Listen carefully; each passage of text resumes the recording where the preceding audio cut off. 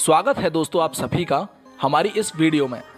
दोस्तों आज मैं आपको नेपाल की सैर करवाने वाला हूं। वैसे नेपाल एक लैंडलॉक कंट्री है और यहाँ का क्षेत्रफल 1,47,516 वर्ग किलोमीटर है एवं 2021 की जनगणना के अनुसार यहाँ की जनसंख्या लगभग 2,87,00,000 के आसपास है।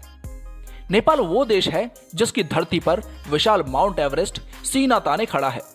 यह एक ऐसा रोमांचकारी देश है जिसके महात्मा बुद्ध भी निवासी रहे हैं। दोस्तों नेपाल हमारा पड़ोसी देश है और यहाँ हम बिना वीजा और पासपोर्ट के भी घूम के आ सकते हैं।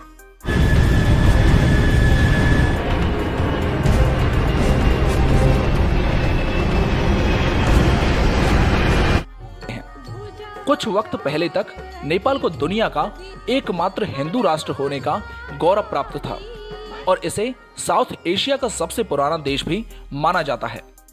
नेपाल आज तक किसी भी देश का गुलाम नहीं बना, इसलिए इस देश में स्वतंत्रता दिवस नहीं मनाया जाता।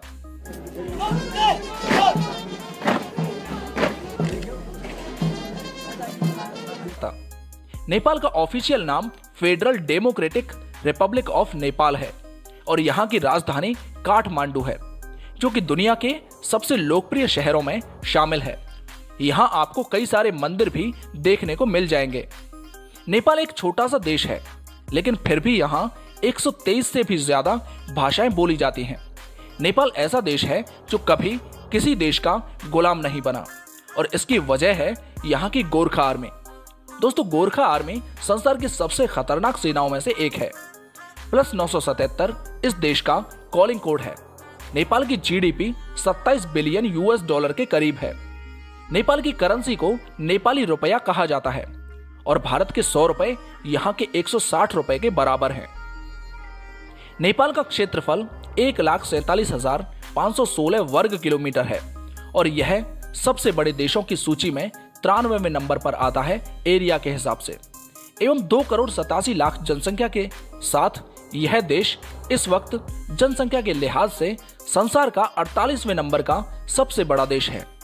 यहाँ 81% हिंदू, 9% बौद्ध, 5% इस्लामिक, 3% किरांग धर्म से और 1.4% लोग ईसाई धर्म को मानने वाले हैं। नेपाल में पहले काठमांडू जैसे बड़े शहर में भी दिन में 12-12 घंटे बिजली नहीं होती थी, लेकिन अब यहाँ ऐसा नहीं है। इस देश के ज्यादातर इलाकों में बिजली 24 घंटे रहती है। माना जाता है कि गौतम बुद्ध का जन्म भी नेपाल में ही हुआ था, लेकिन फिर भी यहाँ बौद्ध धर्म को मानने वाले लोग बहुत ही कम हैं। इस देश की सरकारी भाषा नेपाली है और यह यहाँ सबसे ज्यादा बोली जाने वाली भाषा है और इसके अलावा यहाँ मैथिली और भोजपुरी भी खूब बोली जाती है और भारत के नजदीक होने की वजह से यहाँ की ज्यादातर जनसंख्या हिंदी बोलना भी खूब जानती है। दोस्तों हिमालयी गुनाल इस देश का राष्ट्रीय पक्षी है। गाय को नेपाल का राष्ट्रीय पशु होने का गौरव प्राप्त है।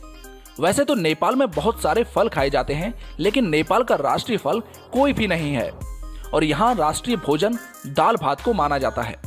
पीपल के पेड़ को नेपाल का राष्ट्रीय पेड़ माना जाता है और ढोल को नेपाल का नेशनल इंस्ट्रूमेंट माना जाता है।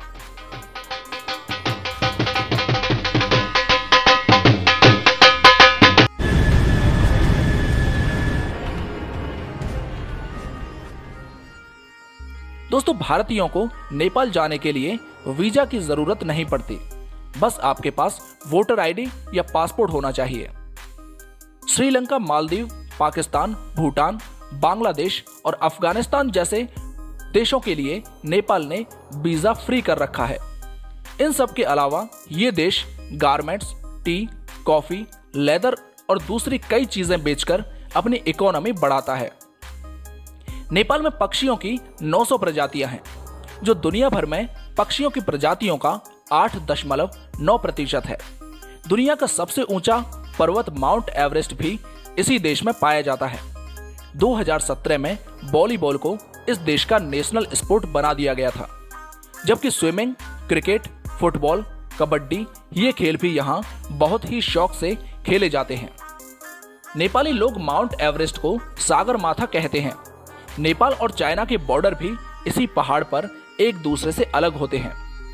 दोस्तों, नेपाल के लोग बहुत ही शांत स्वभाव के होते हैं और यहाँ का माहौल भी काफी दोस्ताना है। यहाँ के लोग आपस में मिलते वक्त दोनों हाथ जोड़कर नमस्ते शब्द का प्रयोग करते हैं। इस देश की 32% इकोनॉमी कृषि पर डिपेंड है और गेहूं, चावल, गन्ना और मकई यहाँ की प्रमुख फसलें हैं। नेपाल वर्ल्ड का ऐसा देश है जिसने ओलंपिक्स में कभी कोई मेडल नहीं जीता। नेपाल विश्व का चौथा सबसे ज्यादा सरसों का उत्पादन करने वाला देश है। नेपाल की औसत आयु 59 साल है।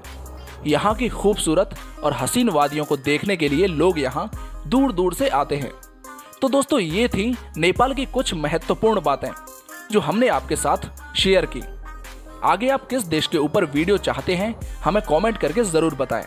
हमारी वीडियो को लाइक और शेयर करें और ऐसे ही देश दुनिया के बारे में जानने के लिए हमारे चैनल को सब्सक्राइब करके बेल आइकन को प्रेस जरूर करें। चलते हैं, मुलाकात होगी फिर एक नए वीडियो में। सभी को जय हिंद।